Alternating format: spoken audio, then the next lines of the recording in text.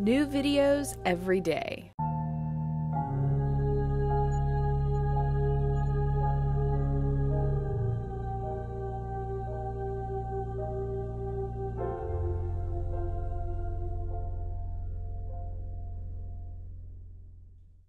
Is it possible to be happy?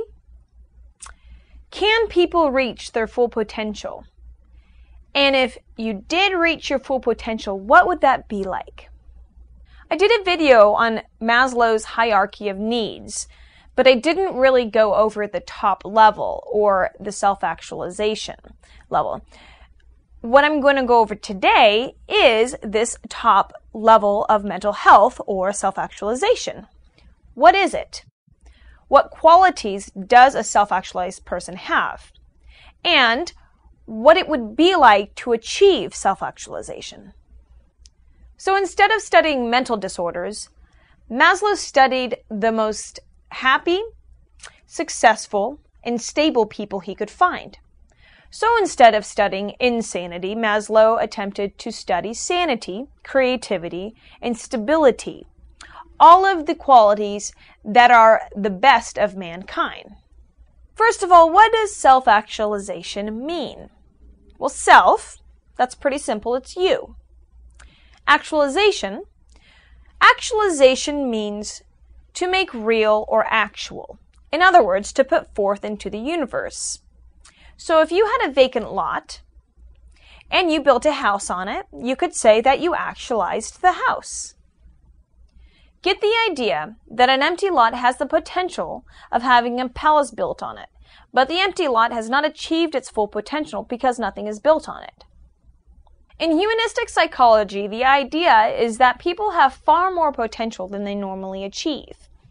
And somehow in the day-to-day struggle to fulfill their survival and social needs, they somehow lose sight of that greater potential. Self-actualization is like a seed that grows into a glorious rose, or like an ugly duckling that grows into a beautiful swan, or like a caterpillar that grows into a butterfly. It's achieving what is the best in yourself. So that's the first concept. Self-actualization would be to bring the self fully into the universe. It's the idea that deep inside, everyone has a potential and glorious self that's usually buried under life's problems and struggles to survive. And it's waiting to burst out into the universe with all of its potential.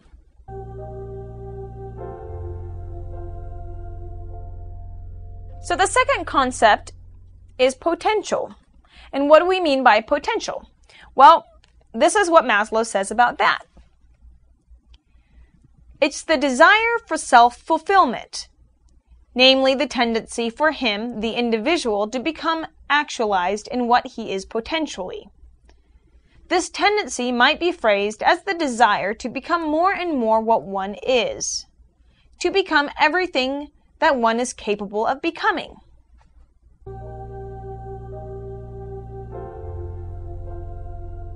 Self-actualization is a need. After all, it's the chart of the hierarchy of human needs. People tend to view self-actualization as a state, but it's more like the fulfillment of the innermost needs of self. The next thing you should know is that people tend to think that if they fulfill the lower needs on this chart, then poof, they're self-actualized and it's a permanent thing. Kind of like when you're enlightened and you hit nirvana or something. But this isn't how it works exactly.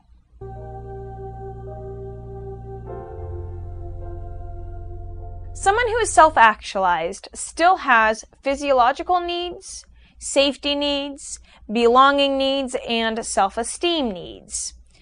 Just because someone has started to fulfill their self-actualization needs does not mean that they are free from eating, breathing, and sleeping. And if their lower levels aren't being met, then they will be forced to concentrate on those lower levels until they are met. Maslow believed that one of the problems of his self-actualization theory is that in order to truly understand self-actualization, you have to experience it for yourself. And that brings us to one of the 15 characteristics of a self-actualized person, and it's peak experiences. Peak experience. What is that exactly? You may or you may not have had a peak experience in your life. Essentially, what it is a self-actualization experience. And we're going to examine what that experience is like. So it's experience, and it's the peak of experiences. It's the best and the most intense experience possible. And I'll give some examples. Imagine what it would be like if you just won an Olympic gold medal. Or how intense and wonderful and bright does life seem after you've fallen in love? And what it must have been like for Einstein when he discovered the secrets of relativity.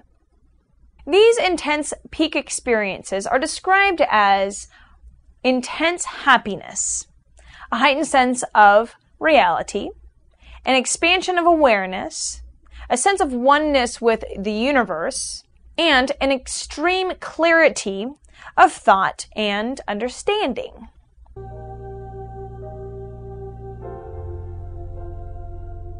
People have been having peak experiences since there have been people. And it's discussed in all cultures, including Eastern and Western philosophy. Aristotle wrote about them. Hindu yoga practitioners spend years in meditation achieving them. And in Mayan cultures, they used to purposefully bleed themselves in an attempt to have these peak experiences. I just want to point out that people will go around chasing these peak experiences. And that would include music, dancing, meditation, drug use, sex, exercise, prayer, extreme sports, love, etc. So this is what Maslow said about peak experience. Feelings of limitless horizons opening up to the vision, the feeling of being simultaneously more powerful and also more helpless than one ever was before, the feeling of ecstasy and wonder and awe, the loss of placement in time and space with finally the conviction that something extremely important and valuable had happened, so that the subject was to some extent transformed and strengthened even in his daily life by such experiences. So notice how he says, the loss of placement of time and space and the feeling of being more powerful and more helpless than ever before. It sounds like it could seem a little scary, huh? The peak experience represents a significant change in perception in the way one views the world. If one has a belief system by which to understand the experience, they consider it enlightening. But if you have no way to interpret that experience, it can be frightening and mistaken for psychosis. Peak experiences have been given different names by many different people, including peak experiences, aesthetic experiences, spiritual experiences, and in Buddhism, they call it satori, and in psychiatry, they are sometimes called bipolar manic episodes. Maslow believed that peak experiences were a defining part of self-actualization, and self-actualized people will have these peak experiences more frequently, and they will last longer for a self-actualized person than for a normal person. I'm curious to see if you have ever experienced a peak experience, so I'd like you to leave a comment and tell me what they are. I hope that gives you an idea of what self-actualization is. In the next video, I'll be going over the 15 characteristics of what a self-actualized person is. Also coming up, there are 8 things Maslow said you could do to become self-actualized. So thanks for watching my video. And I'd really like to thank all the people that take the time to rate my video and to all the comments that you leave. I really appreciate it all. So thank you again, and I'll see you next time.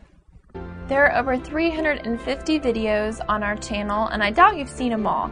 And the topics range from weight loss, nutrition, sexual health, all the way to psychology and mind control, and anywhere in between. And I think if you check them out, you're going to find some really interesting stuff.